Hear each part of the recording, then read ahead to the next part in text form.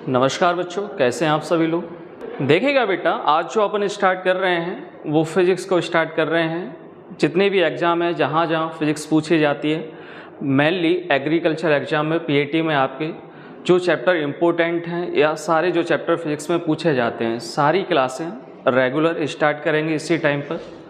तो आप सभी लोग जुड़िएगा।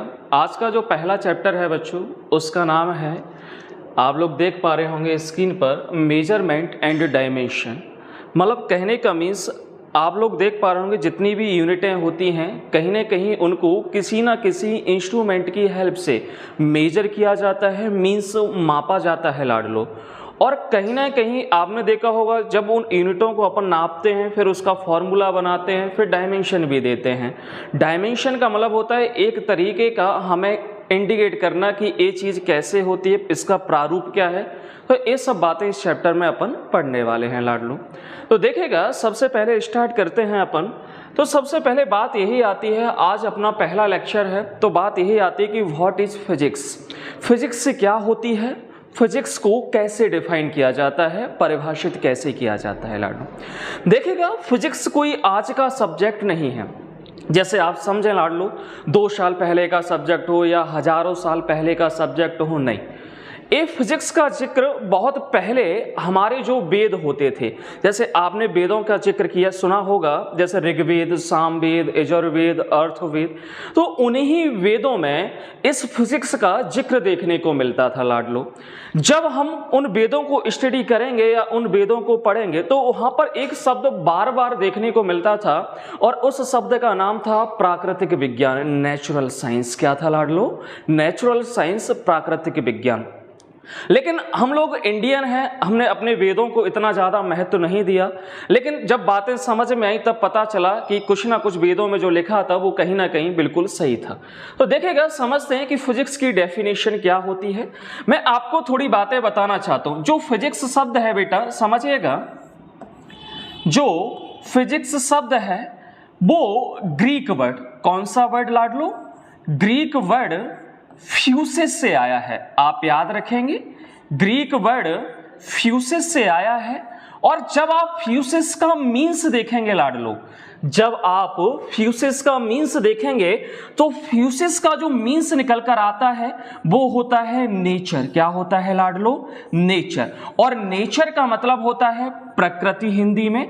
ये भी बात आप बहुत अच्छे से जानते हैं लाडलो। तो आप समझिएगा, फिजिक्स शब्द की उत्पत्ति एक ग्रीक वर्ड फ्यूसिस से हुई है, और फ्यूसिस का इंग्लिश में मीन्स होता है नेचर, और नेचर को हिंदी में कहते हैं प्रकृति। तो आप ओवरऑल समझ गए होंगे, विज्ञान की वह शाखा, वह ब्रांच जिसमें किसके बारे में स्टडी हो लाडलो? नेचर के बारे में स्टडी हो, प्रकृति के बारे में स्टडी हो, तो वह क्या कहलाता है? फिजिक्स कहलाता है। ऐसा तो आप देख पाएंगे यही सब बातें लिखी हुई है। Physics is the branch of science which deals with the study of nature. किसकी स्टडी हो बेटा? नेचर की स्टडी हो, प्रकृति का अध्ययन हो, और उसके फिनोमिना के बारे में अध्ययन हो। फिनोमिना का मतलब ये होता है बेटा, जैसे मान लीजिएगा मैंने नेचर में लाइट को देखा, प्रकाश को देखा, और प्रकाश को देखा और प्रकाश के बारे में क्या बनाए? रूल्स बनाए कि प्रकाश क्या करता है? अपवर्तन करता है। प्रकाश क्या करता है? परावर्तन करता है, मीन्स रिफ्लेक्शन करता है साहब। तो ये सब चीजें बनाई हमने, रूल्स दिए, तो यही सब चीजें क्या कहलाती हैं? फिनोमिना कहलाती हैं साहब। अब बात देखिएगा, प्रकृति में मेनली क्या क्या चीजें देखने को मिलती हैं। प्रकृति में क्या होते हैं बेटा? आप लोग देख पाएंगे, प्रकृति में बातें किसकी होती हैं? पदार्थों की बातें होती हैं। पदार्थों की बातें करें साहब अपन, तो पदार्थों में क्या होता है? वही गैस, द्रव, और क्या होता है बेटा? ठोस होता है। तो इन सभी का अध्ययन देखा जाए नॉर्मली में क्या कहलाता है बेटा? फिजिक्स कहलाता है, भौतिकी कहलाता है साहब। तो वही चीज हिंदी में देख सकते हैं आप, भौतिक विज्ञान की वह शाखा या ऐसी शाखा जिसमें पदार्थ की विभिन्न अवस्थाओं, पदार्थ की विभिन्न अवस्थाओं का मतलब ठोस, द्रव, गैस। देखिएगा, लाइट भी एक प्रकार का क्या होता है बेटा? पदार्थ होता है। ये आप याद रखिएगा साहब। मास के बारे में अध्ययन करना, ग्रेविटी के बारे में अध्ययन करना, ये सब चीजें क्या कहलाती हैं बेटा? इन सब का जिनमें अध्ययन होता है वो क्या कहलाता है? भौतिकी या फिजिक्स कहलाती है लाडलो। बात समझ में आई आप लोगों को? तो फिजिक्स शब्द की उत्पत्ति कहां से हुई है? ये शब्द याद रखेंगे, ग्रीक वर्ड फ्यूसिस से हुई है। क्लियर है बच्चों? जो भी डाउट हो आप कमेंट में जरूर बताते रहें और जुड़िएगा सभी लोग। देखेगा नेक्स्ट बढ़ते हैं साहब, आगे नेक्स्ट जाते हैं बेटा, तो समझते हैं आगे। देखेगा बात आती है बेटा, दो क्वांटिटीज होती हैं फिजिक्स में, एक होती है फिजिकल क्वांटिटीज भौतिक राशियां, और एक होती है नॉन फिजिकल क्वांटिटीज अभौतिक राशियां। देखेगा समझिएगा लाडलो, फिजिक्स की बात होती है तो फिजिक्स में दो राशियां निकल कर आती हैं। समझिएगा, एक राशि होती है अपने पास फिजिकल क्वांटिटीज भौतिक राशि, और दूसरी होती है नॉन फिजिकल क्वांटिटीज अभौतिक राशि सा। फिजिकल क्वांटिटीज वो राशियां होती हैं या वो क्वांटिटीज होती हैं जिन्हें आप किसी इंस्ट्रूमेंट की हेल्प से क्या कर सकते हैं बेटा? मेजर कर सकते हैं, जिसे किसी इंस्ट्रूमेंट की सहायता से माप सकते हैं। वो सारी राशियां क्या कहलाती हैं? भौतिक राशियां कहलाती हैं लाडलो। और वे राशियां जिनको मेजर नहीं किया जा सकता है, not measured by an instrument, किसी उपकरण की सहायता से जिसे मापा नहीं जा सकता है लाडलो, वो सारी राशियां क्या कहलाती हैं? अभौतिक राशियां कहलाती हैं। ऐसा मैंने ये कहा, फिजिक्स को दो राशियों में डिवाइड किया गया है। पहली राशि कौन सी है लाडलो? भौतिक राशि। दूसरी राशि कौन सी है? अभौतिक राशि सा, जिसे नॉन फिजिकल क्वांटिटीज और फिजिकल क्वांटिटीज से दर्शाते हैं। तो फिजिकल क्वांटिटी जिन्हें मापा जा सकता है और नॉन फिजिकल क्वांटिटी जिसे मापा नहीं जा सकता। जैसे सुनेगा, किन किन ऐसी कौन कौन सी राशियां हैं या किन किन राशियों को मापा जा सकता है सा। तो जैसे आपने सुना होगा, हमारे पास क्या होता है बेटा? टाइम है। सबसे ज्यादा इंपॉर्टेंट क्या होता है? टाइम ही होता है जिंदगी में सा। तो टाइम को आजकल अपन किससे नाप रहे हैं? आप देख पा रहे होंगे, उसको मापने की इकाई क्या होती है? सेकंड में नापते हैं, कहीं हावर्स में नापते हैं, मींस घंटे में नापते हैं, और कहीं ना कहीं मिनट में नापते हैं। तो कहीं ना कहीं उसे मापने का क्या है? कुछ ना कुछ इकाई है। जैसे मान लीजिएगा पानी है लाडलो, तो पानी को किस में नापते हैं? लीटर में नापते हैं सा। जैसे मान लीजिएगा कोई व्यक्ति दौड़ लगा रहा है, तो स्पीड को किस में नापते हैं? मीटर पर सेकंड में नापते हैं। तो फिजिक्स में ऐसी राशियां जिनको मापने का कोई ना कोई यंत्र बना हुआ है सा, कोई ना कोई इंस्ट्रूमेंट बना हुआ है लाडलो, वो सारी राशियां भौतिक राशियां कहलाती हैं। और जिन्हें मापा नहीं जा सकता है, वो सारी राशियां क्या कहलाती हैं? अभौतिक राशियां। मापा किसको नहीं जा सकता है? फीलिंग्स को नहीं मापा जा सकता है। फीलिंग्स का मतलब क्या होता है? आप किसी से कितना प्यार करते हैं, आप किसी से कितना दुखी हैं, क्या इसको मापने का कोई पैरामीटर बना हुआ है बच्चों? अगर बना होता तो कितना अच्छा रहता। अपन बता सकते, देख मैं तेरे से 7.8 दुखी हूं सा, है, मैं तेरे से 7.5 प्यार करता हूं। तो ऐसा कोई सिस्टम नहीं बना हुआ है बेटा, है ना। तो फिजिक्स में अपन उन्हीं राशियों को पढ़ेंगे जिनको मापा जा सकता है, मींस हम भौतिक राशियों को ही पढ़ेंगे बेटा। तो वही बातें लिखी हैं, मापने के क्या क्या सिस्टम होते हैं, कितने प्रकार होते हैं ऐसा। तो वही लिखा है कि मापन की डेफिनेशन कहने का मींस जिन राशियों को मापा जा सकता है मात्रक के द्वारा सा, तो वही क्या कहलाता है? मापन। मापन कितने प्रकार का या मात्रक कितने प्रकार का होता है बेटा? 2 प्रकार का होता है ऐसा। कौन कौन से 2 प्रकार होते हैं वो अपन अगली स्लाइड्स में देखते हैं लाडलो। इसमें आप एक बात और इंडिकेट करना, जो फिजिकल क्वांटिटीज होती है लाडलो, उसे रिप्रेजेंट करने के लिए 2 बातों की आवश्यकता होती है, एक न्यूमेरिकल वैल्यू और दूसरी होती है उसकी यूनिट, एक संख्यात्मक मान। एन का मतलब क्या होता है लाडलो? Numerical value. एन का मतलब होता है न्यूमेरिकल वैल्यू, और यू का मतलब होता है लाडलो यूनिट, मतलब इकाई। इन दोनों के बिना, मींस एन और यू के बिना, कोई भी भौतिक राशि अधूरी होती है।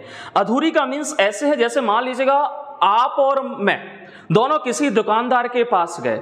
आपने दुकानदार से कहा लाडलो कि मुझे 1000 ग्राम शक्कर चाहिए, और मैं उसी समय दुकानदार के पास जाता हूं और मैं कहता हूं 1 किलोग्राम शक्कर चाहिए।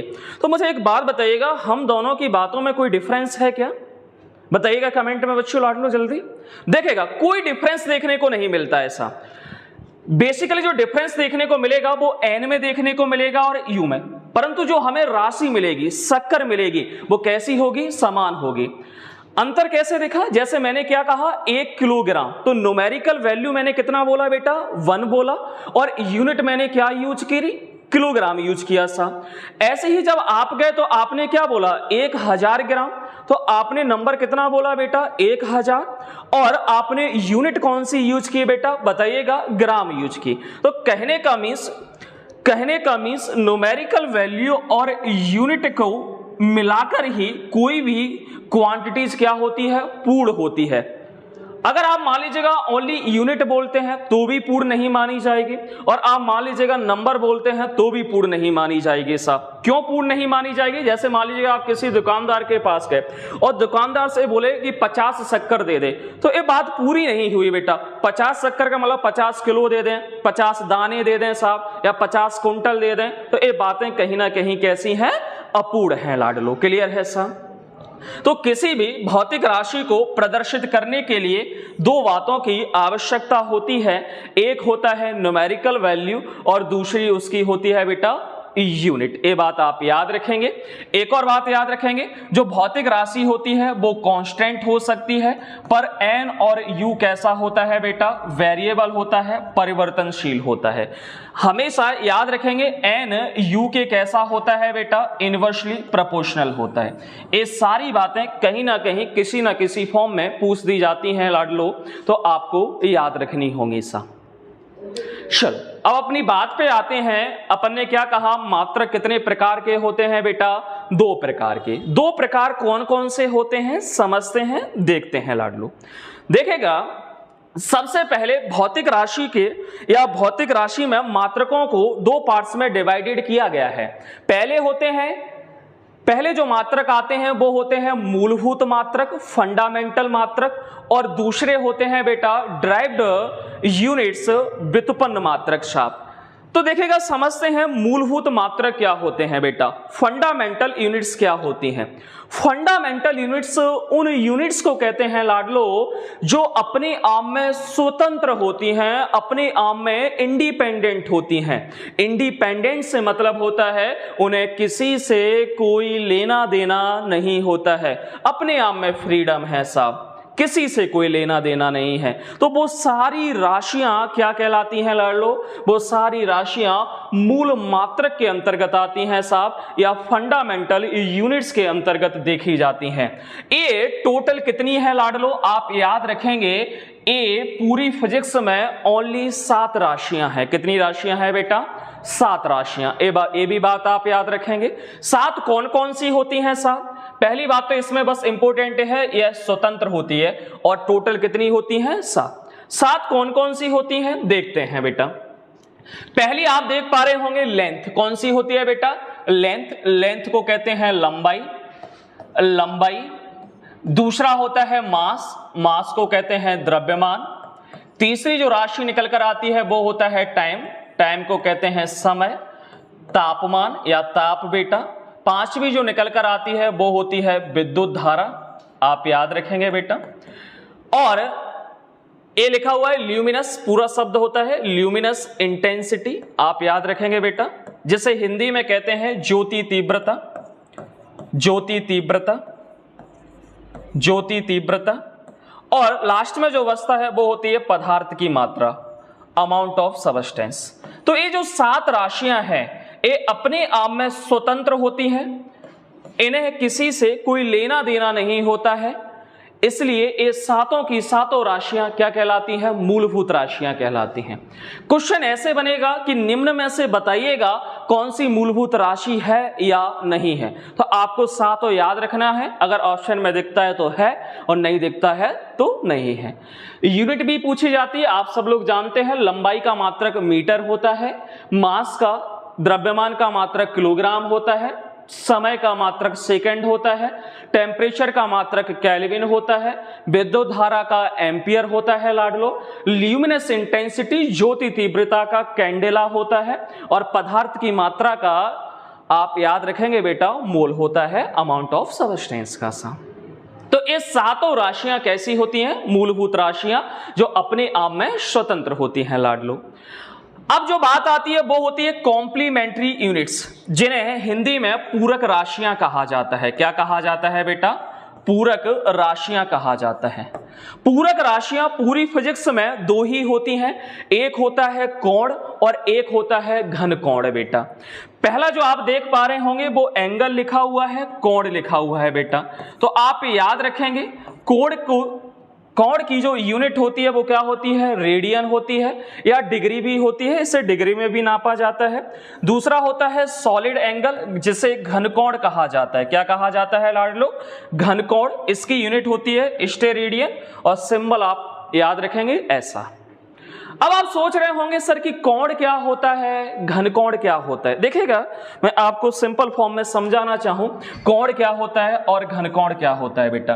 देखिएगा अपन कोण की बात करें, एंगल की बात करें बेटा, तो एंगल क्या होता है समझते हैं। एंगल क्या होता है समझते हैं। देखिएगा अपने पास मान लीजिएगा दो लाइनें किसी प्लेन सरफेस पर बनी हुई हैं, तो उनके बीच प्लेन जो सरफेस, एक लाइन ए हो गई, एक लाइन ए हो गई, इनके बीच जो एंगल है वो क्या कहलाता है, यही एंगल कहलाता है। और यहां पर क्या बनेगा बेटा, ए क्या बनेगा, आर्क बनेगा, और यहां से यहां तक क्या होगी, रेडियस होगी। तो यहां से जो थीटा होगा, मान लीजिएगा ये आर्क चाप कितना बना, ए बी, तो कोण बराबर क्या हो जाएगा, चाप बटे त्रिज्या, मतलब ए बी अपॉन क्या हो जाएगा बेटा, आर हो जाएगा। तो ए होता है ए वाला कोण सा नॉर्मल कोण जो प्लेन सरफेस पर बनाया जाए। सर घनकोण क्या होता है, घनकोण समझिएगा बेटा। घनकोण जो सॉलिड एंगल होता है लाडलो, जो घनकोण होता है, जो सॉलिड एंगल होता है, सॉलिड एंगल आपने आइसक्रीम देखा होगा, किसको देखा होगा बेटा, आइसक्रीम को देखा होगा, कौन वाली आइसक्रीम मेले में खूब खाई होंगी जिसे सॉफ्टी कहते हैं। तो उस आइसक्रीम का आपने शेप देखा होगा। आइसक्रीम का शेप कैसे होता है, ऐसे कोन शेप्ड होता है, और इसमें क्या होता है, एक स्फेरिकल सरफेस होता है। क्या होता है लाडलो, एक स्फेरिकल सरफेस होता है। स्फेरिकल सरफेस का मतलब एक गोलीय सतह होती है। क्या होती है बेटा, गोलीय सतह। देखा होगा क्यूब वाली आइसक्रीम को पूरा सेम आपने। तो उस स्फेरिकल सतह की वजह से, स्फेरिकल सतह का कुछ ना कुछ क्षेत्रफल होगा, हमने उस क्षेत्रफल को कितना मान लिया बेटा, डेल्टा ए मान लिया। तो उस स्फेरिकल सतह की वजह से, उस स्फेरिकल सरफेस की वजह से जो एंगल निर्मित होगा वो एंगल क्या कहलाएगा प्यारे बच्चों, सॉलिड एंगल कहलाएगा। क्या कहलाएगा, सॉलिड एंगल कहलाएगा, घनकोण कहलाएगा लाडलो। इसका फॉर्मूला देखेंगे तो क्या हो जाएगा, यहां से यहां तक कुछ ना कुछ रेडियस होगी, तो बीटा का जो फॉर्मूला निकल कर आता है वो होता है delta A upon R square. क्या होता है लाडलो, delta A upon R square. तो ये दोनों में फर्क होता है, कोण में और किस में बेटा, घनकोण में। कोण क्या होता है, प्लेन सरफेस पर जो बना हो, और घनकोण क्या होता है बेटा, जैसे मैंने आइसक्रीम के एग्जांपल से समझाया, मींस जिसके पास क्या हो, स्फेरिकल सरफेस हो, जिसके पास गोलीय सतह हो बेटा, उसके द्वारा निर्मित कोण क्या कहलाता है, घनकोण कहलाता है। और घनकोण का मात्रक स्टेरेडियन और कोण का मात्रक क्या होता है, रेडियन। बच्चों बात समझ में आई तो लाइक कीजिएगा। आगे बढ़ते हैं। देखेगा बेटा, जैसे मैंने कहा था मूलभूत राशियां दो प्रकार की होती हैं। पहली अपन ने समझ ली थी, कहने का मीन्स पहली मूलभूत राशि समझ ली थी। दूसरी जो दी है बेटा वो कौन सी होती है, ड्राइव्ड यूनिट्स, व्युत्पन्न राशि। व्युत्पन्न राशि का मतलब क्या होता है समझिएगा। मूलभूत राशि का मतलब क्या समझाया था, मूलभूत राशि का या मात्रक का मतलब यह समझाया था जो अपने आप में स्वतंत्र हो। बस जो व्युत्पन्न राशियां होती हैं उनका मीन्स क्या होता है, व्युत्पन्न राशियां वो राशियां होती हैं जो मूलभूत राशियों पर डिपेंड करती हों। कहने का मीन्स मूलभूत राशियों के सबट्रैक्शन से, मतलब उनके घटाने से, उनके एडिशन से, उनके जोड़ से, उनके मल्टीप्लायर से, उनके गुणा से, उनके डिवाइड से, उनके भाग से। कहने का मीन्स मूलभूत राशियां आपस में मिलकर ही क्या बनाती हैं प्यारे बच्चों, व्युत्पन्न राशियां बनाती हैं। उन 7 राशियों को छोड़कर और 2 पूरक राशियों को छोड़कर पूरी फिजिक्स में जितनी भी राशियां हैं लाडलो, सारी राशियां क्या कहलाती हैं, व्युत्पन्न राशियां कहलाती हैं। क्योंकि व्युत्पन्न राशियां किस पर डिपेंड करती हैं लाडलो, आप याद रखना, मूलभूत राशियों पर डिपेंड करती हैं। तो वही डेफिनेशन में दे रहा है, वे मात्रक जो मूल मात्रकों का उपयोग करके ज्ञात किए जाते हैं। मींस जो किस पर डिपेंड हो, मूलभूत मात्रकों पर डिपेंड हो या मूलभूत राशियों पर डिपेंड हो बेटा, तो वो सारे मात्रक क्या कहलाएंगे? व्युत्पन्न मात्रक कहलाएंगे लाडलो। याद रख पाएंगे आप इस बात को? देखिएगा, मैं इस कुछ बातों को आपको समझाने का प्रयास करता हूं। यहां पे देखिएगा, मैं कुछ लंबाई की बातें बताना चाहता हूं। जैसे लंबाई को आप किस में मेजर करते हैं बेटा? मीटर में मेजर करते हैं। किस में मेजर करते हैं? मीटर। जैसे मैं कुछ बातें लिखूं, समझना आप बातों को बेटा। जैसे मैंने लिखा विस्थापन, क्या लिखा प्यारे बच्चों? जैसे मैंने लिखा विस्थापन, डिस्प्लेसमेंट, क्या लिखा लाडलो? विस्थापन, डिस्प्लेसमेंट लिखा। जैसे मैंने दूरी लिखा, दूरी का मतलब क्या लिखा बेटा? डिस्टेंस लिखा मैंने, डिस्टेंस लिखा। और जैसे मैंने लिखा चाप, क्या लिखा बेटा? चाप, इंग्लिश में आर्क कहते हैं। जैसे मैंने लिखा बेटा त्रिज्या, त्रिज्या, त्रिज्या को रेडियस कहते हैं। जैसे मैंने लिखा बेटा चौड़ाई, क्या लिखी लाडलो? चौड़ाई, चौड़ाई को विड्थ कहते हैं। चौड़ाई, ऊंचाई, ये सब बातें आ जाएंगी उसमें सब। तो आप देखेगा, विस्थापन हो, चाहे दूरी हो, चाहे चाप हो, चाहे त्रिज्या हो, चाहे चौड़ाई हो, इन सबको आप देखेंगे किस में मेजर करते हैं बेटा? मीटर में मेजर करते हैं। किस में नापते हैं? मीटर में नापते हैं। जैसे आपने देखा होगा, त्रिज्या को आप नापे तो त्रिज्या कितनी है? 5 मीटर है साहब। जैसे दूरी आप कितना चले तो 5 मीटर चल के आया साहब में। चौड़ाई भी किस में नापते हैं? मीटर में ही नापते हैं। मतलब अगर इनडायरेक्टली देखा जाए लाडलो, तो ये सब है क्या? लंबाइयां ही तो हैं, बोलेगा सब लंबाइयां ही तो हैं। तो देखिएगा, एक फॉर्मूला आता है, ऐसे बहुत सारे फॉर्मूले हैं, सारी होते हैं। जैसे लिखा हुआ है स्पीड इक्वल टू क्या होता है? डिस्टेंस अपॉन टाइम, मतलब दूरी बटे समय। तो दूरी क्या है लाडलो? लंबाई है एक प्रकार की। क्यों लंबाई है? क्योंकि इससे जो मापा जाता है वो किस में मापा जाता है? मीटर में मापा जाता है। तो डिस्टेंस एक लंबाई है, और लंबाई को किससे रिप्रेजेंट करते हैं? एल से, और टाइम को किससे करते हैं? टी से। तो लंबाई बताइएगा, लंबाई मूलभूत राशि है लाडलो के नहीं है? बोलेगा सा। 7 राशियों में लंबाई आपको नजर आई थी कि नहीं आई थी? बिल्कुल। टी आपको नजर आया था कि नहीं आया था? तो दो मूलभूत राशियों के डिवाइड से, मतलब उनके भाग से कौन सी राशि बन रही है बेटा? बताइएगा।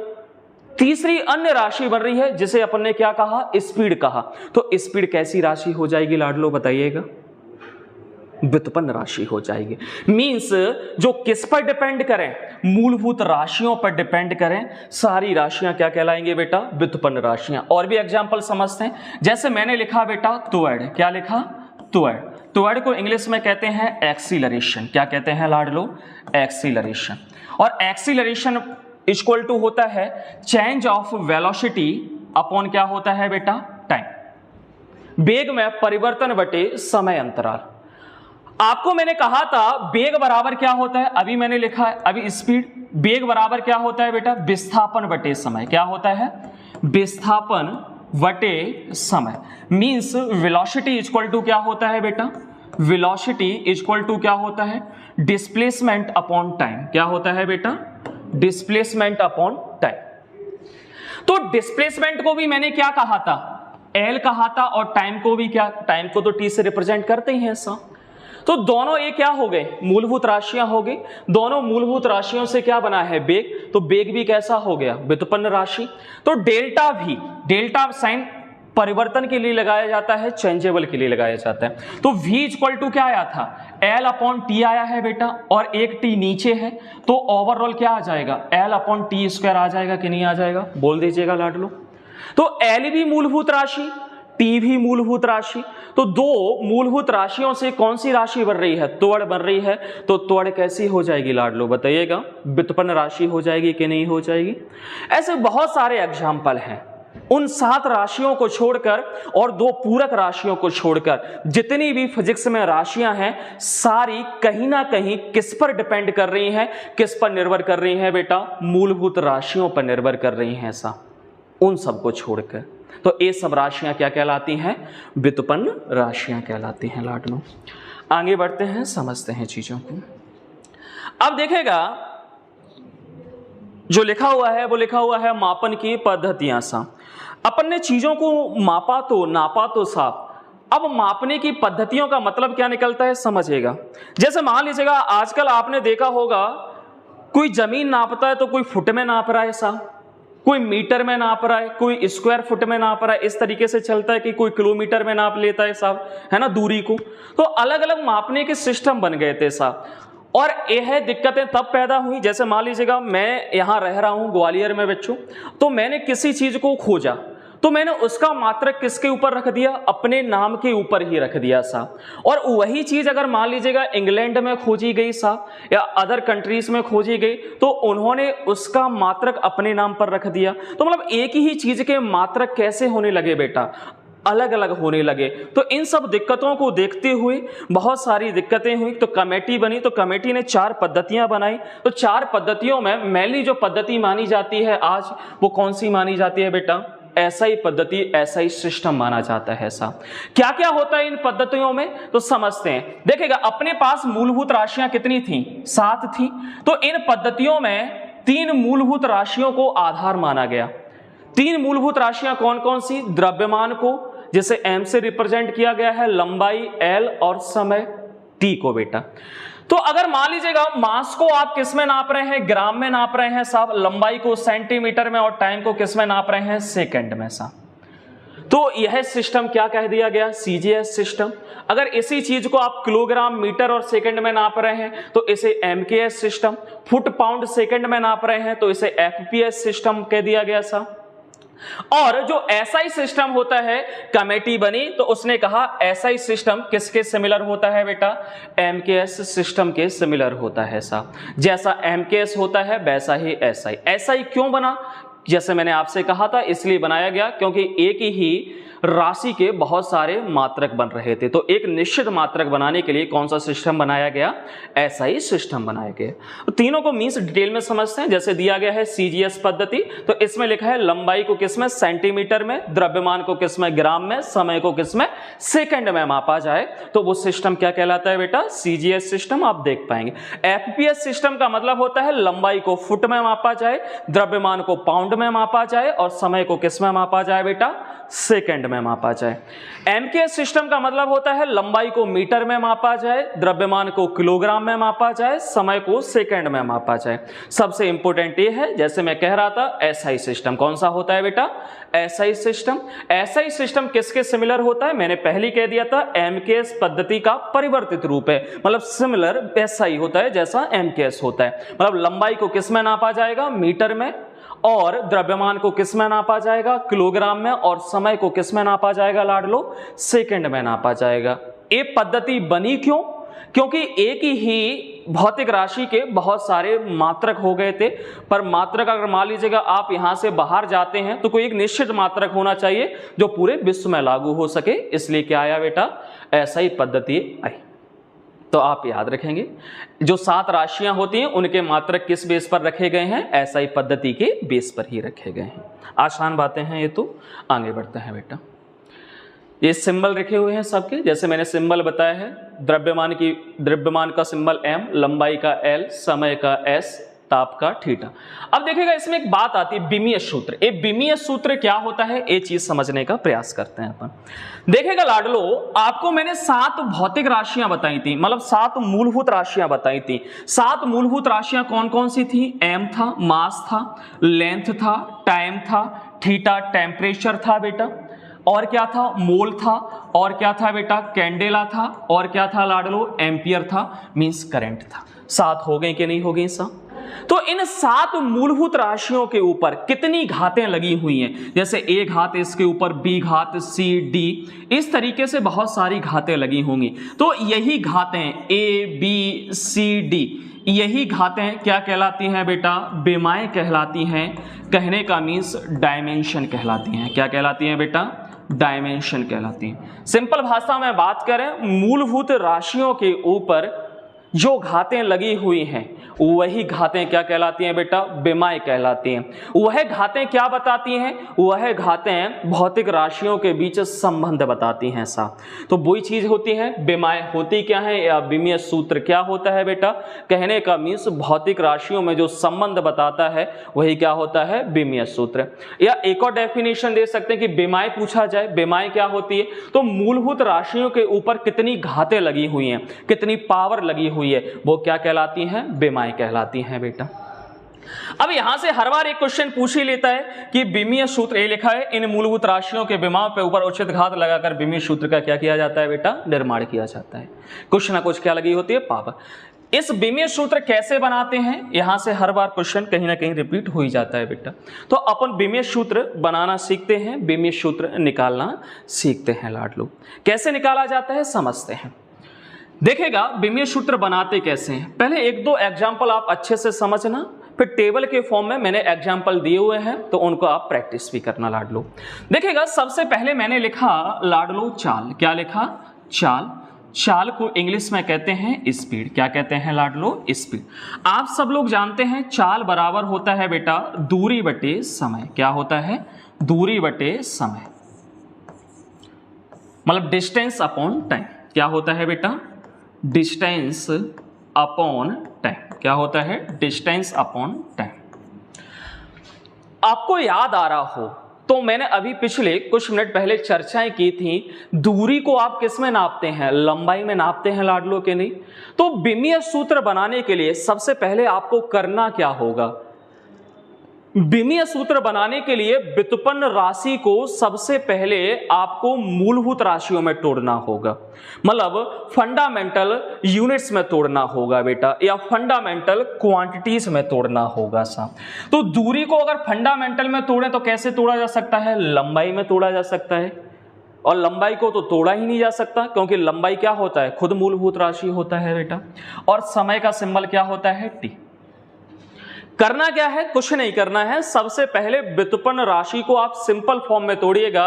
सिंपल फॉर्म का मतलब होता है आप मूलभूत राशियों में तोड़िएगा लाडलो। मैंने वो ही किया। चाल बराबर फॉर्मूला याद रखना होगा हमेशा आपको, दूरी बटे क्या होता है, समय। तो दूरी क्या होता है, दूरी का मूलभूत राशि क्या होता है, लंबाई होता है। क्योंकि दूरी को अपन किस में नापते हैं, मीटर में नापते हैं। तो मैंने सिंबल लिखा एल और अपॉन में टी लिखा, कुछ नहीं किया है। तो विमीय सूत्र बनाने के लिए अब आप क्या करेंगे, कुछ नहीं करना होगा लाडलो। डायमेंशन फॉर्मूला बनाने के लिए आपको अब कुछ नहीं करना होगा। दोनों साइड एक बड़ा सा ब्रैकेट लेते हैं। ये बनाने का, लिखने का तरीका होता है, अगर आप नहीं लिखेंगे तो इनकरेक्ट मान लिया जाता है लाडलो।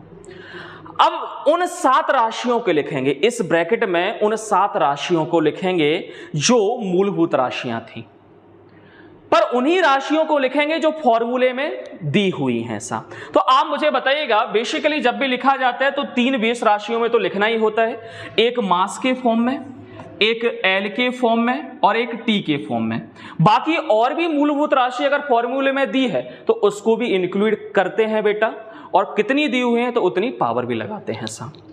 तो आप मुझे बताइएगा, कुछ नहीं किया, मैंने दोनों साइड ब्रैकेट लगाया और बेस यूनिट को लिखा, मींस फंडामेंटल यूनिट को लिखा। अब करना कुछ नहीं है, इस फॉर्मूले में चेक करना है।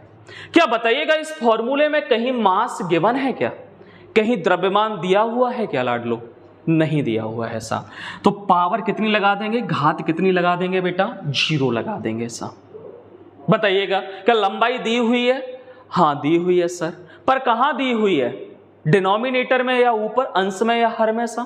ऊपर दी हुई है कि नहीं, ऊपर होती है तो पावर किस में लगती है, प्लस में लगती है। और कितना दिया हुआ है, एल फॉर्मूले में 1 दिया हुआ है। जितना दिया होता है उतनी पावर लगा देते हैं लाडलो। तो पावर कितनी लग जाएगी, 1 लग जाएगी।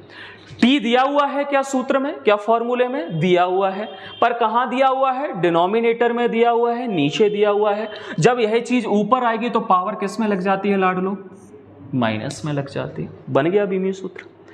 तो चाल का विमीय सूत्र क्या होता है, m0 L1 T-1। इसको ऐसे भी लिखा जा सकता है लाडलो, आप समझिएगा, LT-1 संक्षिप्त में। m के ऊपर अगर 0 घात लगी है तो लिखो या ना लिखो या उसको हटा दो, कोई फर्क नहीं पड़ता है। अगर पावर 1 लगी हुई है तो लिखो या ना लिखो, उसका मतलब भी तभी कितना होता है कि पावर कितनी है, 1 है। तो ऐसे भी लिखा जा सकता है। अगर मैं इसके मात्रक की बात करूं, यहां से इसका मात्रक भी निकाला जा सकता है, यूनिट भी निकाली जा सकती है बेटा। आप अच्छे से जानते हैं लंबाई का मात्रक क्या होता है, मीटर होता है, और समय का मात्रक क्या होता है, सेकंड, या ऐसे भी लिखा जा सकता है मीटर सेकंड इनवर्स। कैसे निकला, लंबाई का मात्रक मीटर, टी नीचे जाएगा डिनोमिनेटर में तो क्या हो जाएगा, पर सेकंड, या इसी फॉर्म में लिखना चाहते हैं तो मीटर सेकंड इनवर्स। तो किसी भी विमीय सूत्र से आप उसके मात्रक भी निकाल सकते हैं, आप उसकी यूनिट भी निकाल सकते हैं लाडलो। तो सबसे पहले आपको विमीय सूत्र निकालना आना चाहिए, उसके बाद आप मात्रक बहुत आसानी से निकाल सकते हैं। सर विमीय सूत्र निकालने के लिए करना क्या होता है, मैं फिर से रिपीट करता हूं। सबसे पहले व्युत्पन्न राशियों को किस में तोड़ना होता है, मूलभूत राशियों में, और जो मूलभूत राशि सूत्र में दी हुई है उतनी ही आप क्या लगा देते हैं, घाते लगा देते हैं साथ, और वहीं से आप क्या निकाल सकते हैं, मात्रक निकाल सकते हैं लाडलो। बात समझ में आई होगी आपको। चलो आगे बढ़ता हूं मैं। देखेगा ये सारे दिए हुए हैं, किसका क्या क्या मात्रक होता है, कैसे क्या क्या है। लंबाई मीटर है, तो आप मुझे बताइएगा इसमें सारी बातें जीरो हो जाएंगी और बस लंबाई का मात्रक क्या, लंबाई की पावर कितनी हो जाएगी, 1, उसको लिखो या ना लिखो, तो L हो जाएगा mt। इसी प्रकार एरिया दिया हुआ है, एरिया इक्वल टू क्या होता है, लंबाई गुणा चौड़ाई।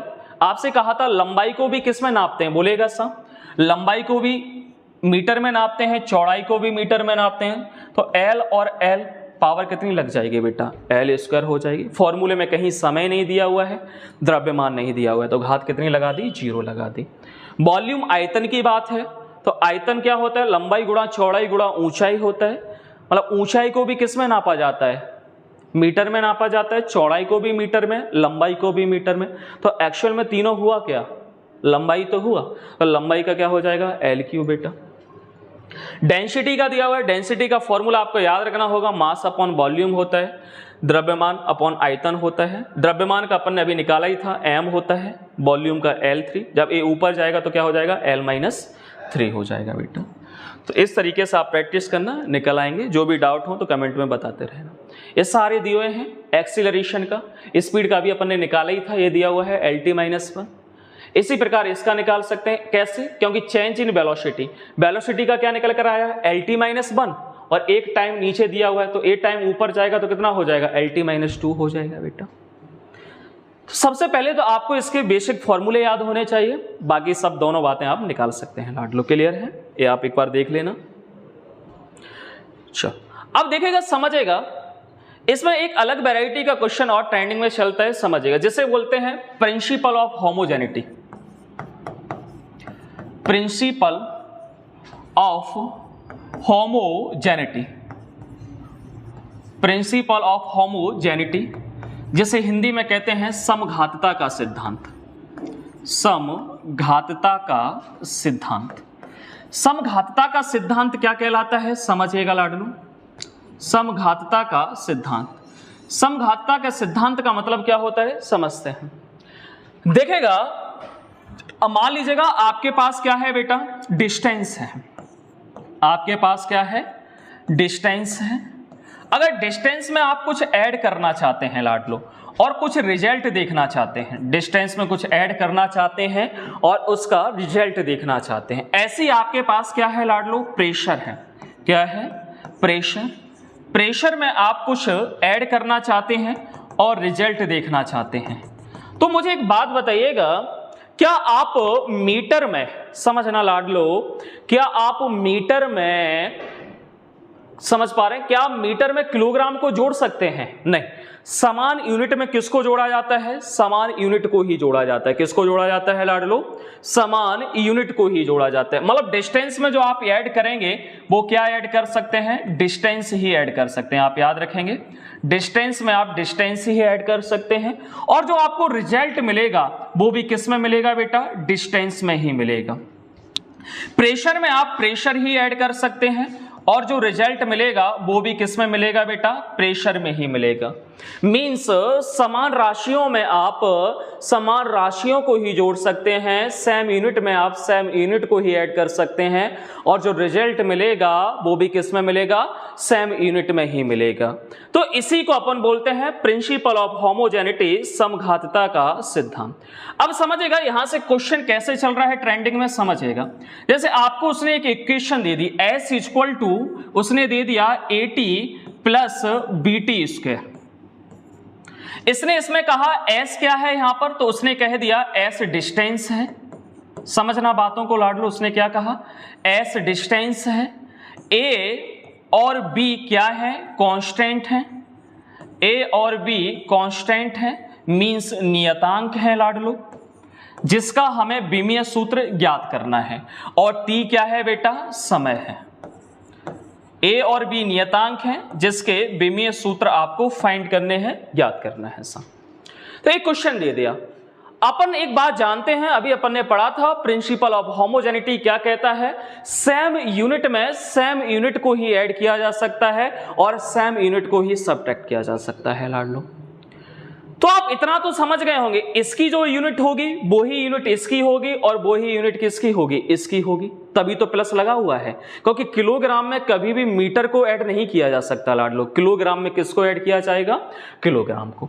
तो अपन ऐसा मानते हैं कि सबकी यूनिटें कैसी होंगी, समान होंगी। तो इस क्वेश्चन को सॉल्व करने के लिए जहां जहां प्लस और माइनस लगा होता है वहां आप किसका साइन लगा लेते हैं बेटा, इक्वल का साइन लगा लेते हैं। और जो चीज आपको पता है उसके इक्वल में अननोन वाली बात रख देते हैं। तो s के इक्वल में क्या रख देंगे बेटा, at रख देंगे। तो a इक्वल टू क्या आ जाएगा, s अपॉन t आ जाएगा बेटा।